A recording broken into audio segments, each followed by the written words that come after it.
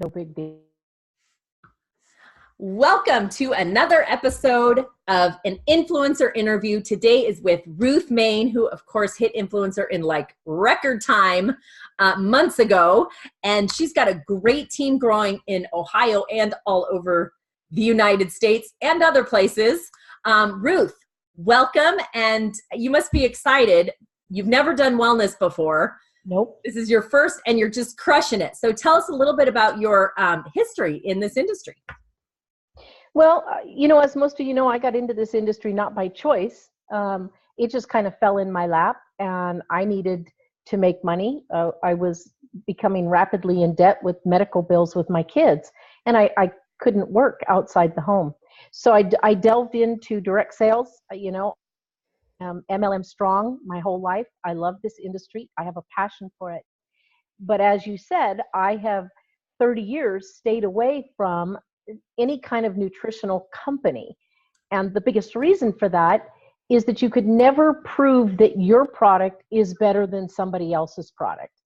And I noticed that companies would just give people talking points and say, well, we've got this piece of paper or that piece of paper, but you're really still competing for the same people with the same product. And so there was nothing out there that gave you an edge. And I was always looking for the edge.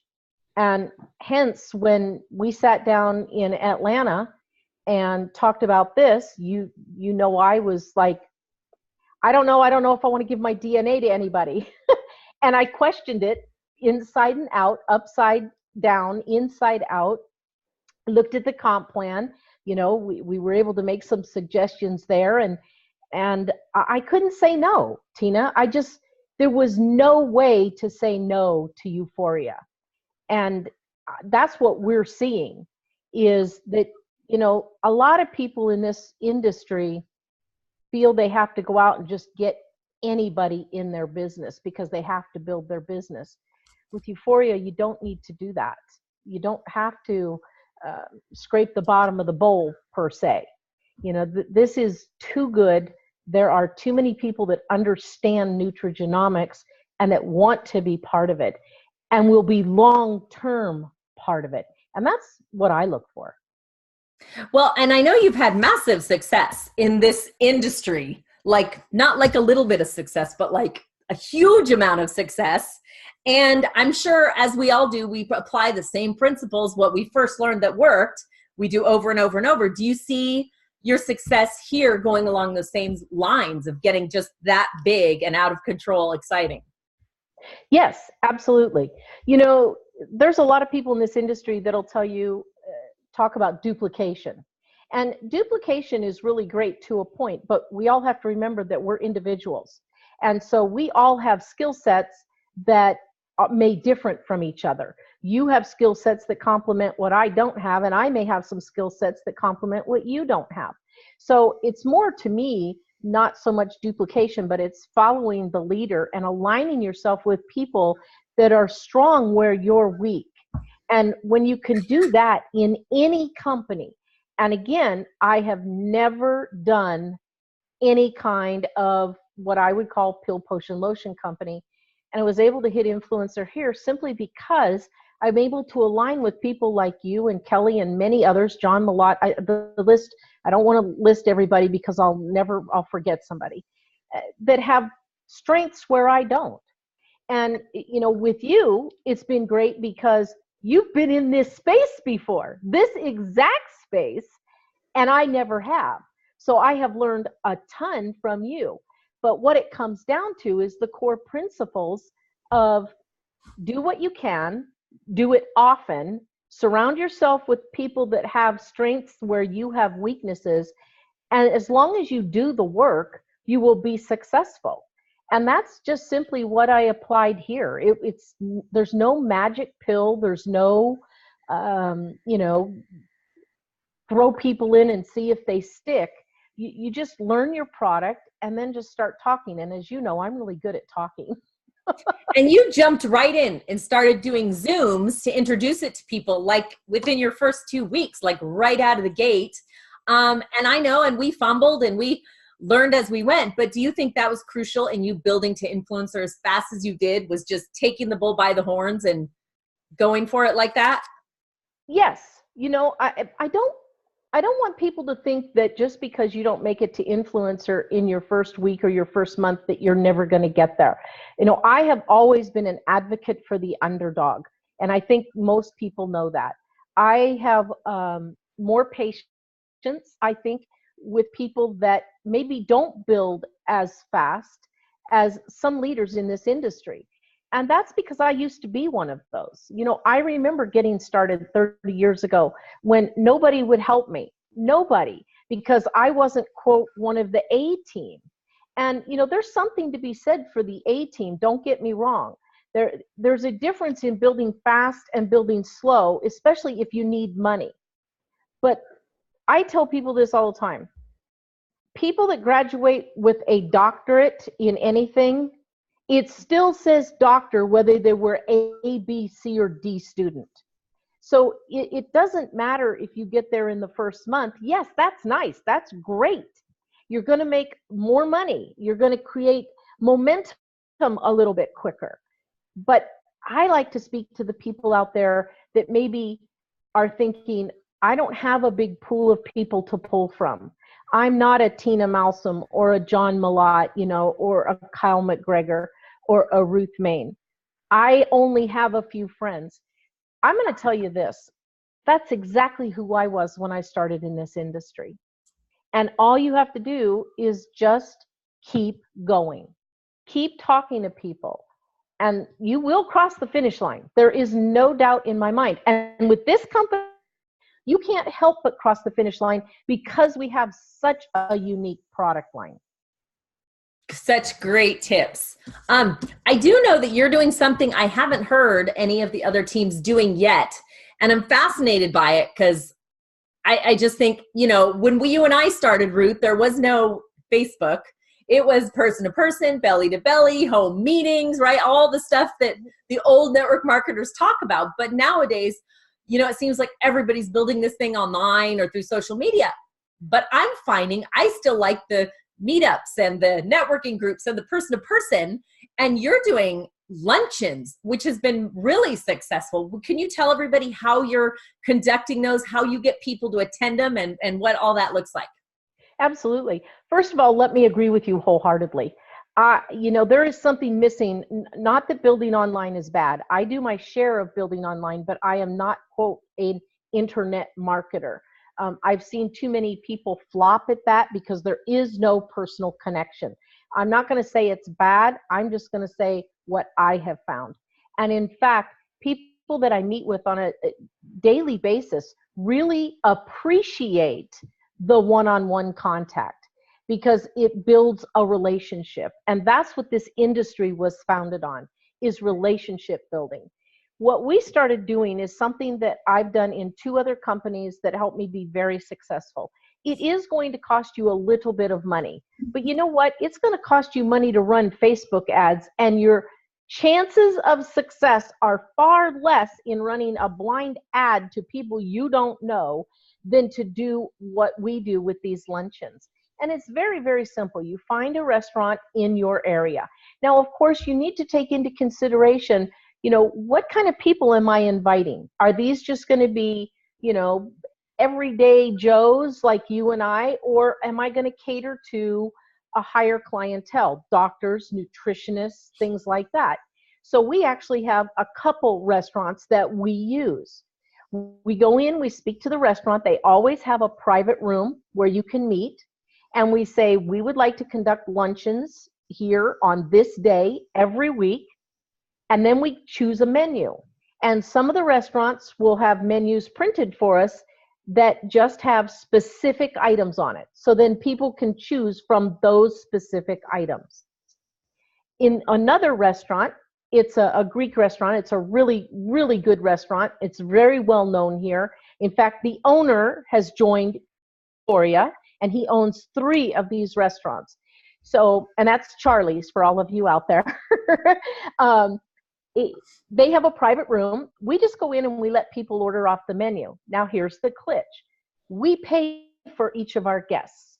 our guests do not pay for their own lunch unless you decide that you have a specific guest and you're just going to invite them and they're going to pay for their own lunch. That's between you and them. But when I invite people to a luncheon, I'm inviting them to buy them lunch. This works really, really well on the subconscious because they now are invited to lunch. They know their lunch and their beverage are covered. It's usually at lunchtime. So if they have a job, we get things done in a very short period of time, but we've paid for their lunch, so they actually listen. You know, they don't tune you out, or they don't say, I'm going to come, and then they don't show up. They're getting a free lunch. So we have upped our percentage of people showing up because we're buying them lunch, and our percentage of people actually listening to us and asking questions is way up as well, because now we have a vested interest in making sure we get them the correct information. Most of the people that come into those lunches end up coming into the business. It happens all the time. And you know, direct sales is not the only place this happens, Tina. Yeah. This happens with all kinds of companies that sell to the public. They have dinners. I know when I was in college and I was waiting tables, I used to wait to big groups that came in, and it was for home security systems. And the company bought everybody's dinner, 25, 30 people, everybody's dinner. And, you know, I got a 20% tip, which, you know, was really nice for me back in the day. So this is not new to sales. It is something that earns you a little bit of respect. And you're going to find that you don't go through as many people, because you're not going to invite somebody to pay for their lunch that you know doesn't have a nickel to spend on getting into a business. So it makes you really think about, who am I talking to? You know, what kind of people do I want in my business? What does the invitation sound like? Let's say you meet somebody, they're a business person, and you want them to come to one of your luncheons. What is it that you say to invite them? Very, very you're going to love this. It's very difficult. Hey, we have a weekly luncheon. I'd love to buy you lunch and have you sit and listen to our presentation. Excellent. And then what is the It's really that simple. And then what does the presentation look like? What it takes, you know, it's half hour to an hour, right? Is about the amount of time you have with them. I make sure that our presentation stays under 30 minutes. Sometimes what I will do is, like when we go up to Michigan, we let everybody eat, then we do the presentation, or we do the presentation, then let everybody eat.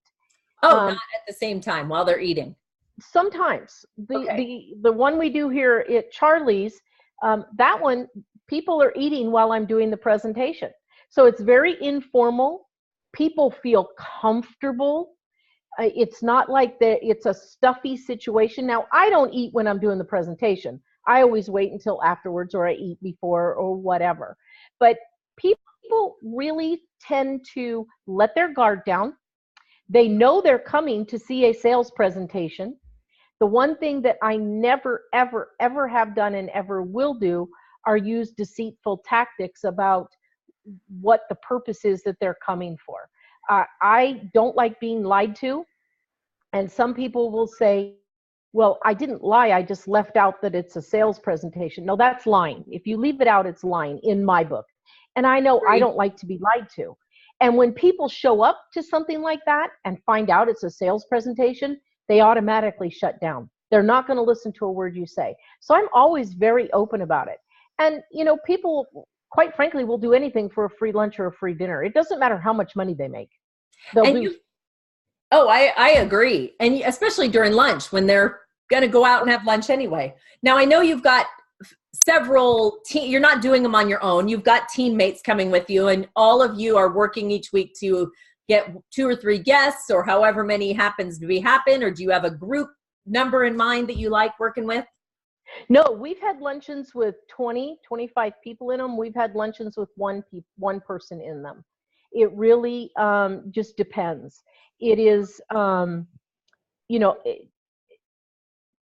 now that I'm a little bit rooted in this community and meeting people, I am starting to bring guests as well. But when we first started these, when I first moved here, you know, I didn't know anybody and I was so busy with what we were doing. I would just show up and do the presentation. Now I'm to the point where I've met people that have done my hair and my nails, and, you know, the place where I go do floats and all kinds of things. So I'm able to now get into the community a little bit as well. I go to, see, here in Ohio, it's a little bit different than Washington State. In Washington State, if you want to go to the car wash, you have to pay every time. Here, you pay a flat monthly rate of $22 and you can go to the car wash every darn day if you want. Here I too. love that. Here too, it's pretty good. I love that because they use salt on the roads here in the wintertime. So I like getting my truck clean. But I've been able to talk to the guys at the car wash. You know, there's a guy there that he's retired military, disabled military. He has a hard time even working at the car wash. His fingers are all mauled up. And so I have invited him, and we're just trying to connect now on his schedule and getting him to a luncheon. And, Awesome. and I'm happy to buy him lunch. And it's people like him I would actually benefactor into the company. Yeah. So you do the presentation, you talk about the product and the business, but you don't use, do you use slides? Do you just talk? Yep. You use slides? Nope. We use slides. Every restaurant that we are in their private meeting room, they have a TV up on the wall. I just plug my computer in. I amend the presentation, obviously, to make it shorter. You have to be cognizant of people's time. But I will tell you, it turns into lots of people want to stay longer, or they immediately book another time to speak with you because they have to get back to work. But we've had people stay for hours talking to us. I mean, it's crazy. And you bring boxes with you, so you swab them right on the spot, get that all taken care of. I love it. Have you seen some of our videos? We've posted quite a few videos of swabbing people in the restaurant. You should see the looks we get. In fact, we were at Charlie's the other day doing a swab on a new customer, and there was two people sitting in a booth because we weren't in our private room. There was two people sitting in a booth just right across from us. They were wearing scrubs, and I noticed they were hanging on the side of their ear, hanging on every word we were saying. And then they got up and left before I could stop talking and get over there. But this guy that we were swabbing, you know, he's very, very well connected, and you'd never know it in the film industry. And I was just blown away. You know, he told me who he was, and I said, well, he goes, would you fly to LA? And I said, well, yeah, do you know people in LA? He says, and then he started saying some names, and I said, oh, well, yeah, I think I could do that. And you said, I'll bring my friend Tina with me. Yeah. He said they won't want to meet in public. They can't go out in public, so we'll have to do it at their private homes. I said, oh, at their mansion? You know, okay. Yeah, here, bend my arm. So, you know, even Eric Worre says, when you bring your nutrition out in public, take them in public, people will ask you about it. Bring your boxes, swab people in public, people will ask you. You know, It's a curious thing. No one wants to be the last to find out something new. They all want to be first. So absolutely. And that's what we do. Our nutrition is always sitting on the table. I love it. I think that is just a gold mine of information. Thank you for sharing that. Thank you. Is there any other tip you want to give to anyone before we conclude? You know, guys, you got into specifically Uforia for a reason, because you saw something. You saw something that clicked with you. And I just want to reiterate again, it doesn't matter if you're the first person across the finish line or the last. As long as you get across that finish line, you're a success. And don't ever, ever, ever let anybody tell you that you're not. I am never the first one in any company, but I usually have one of the strongest teams. So just keep that in mind. You don't have to be first. If you are out there struggling, I'm pulling for you. Just keep moving. That's all you have to do. That's great advice, Ruth. Thank you so much. Thanks, Tina. Really fun. Thanks for joining. I hope everybody got as much out of this as I did. I even took notes. So thank you, Ruth. We'll see you soon. Bye-bye. And congratulations on all your success. Thanks, Tina.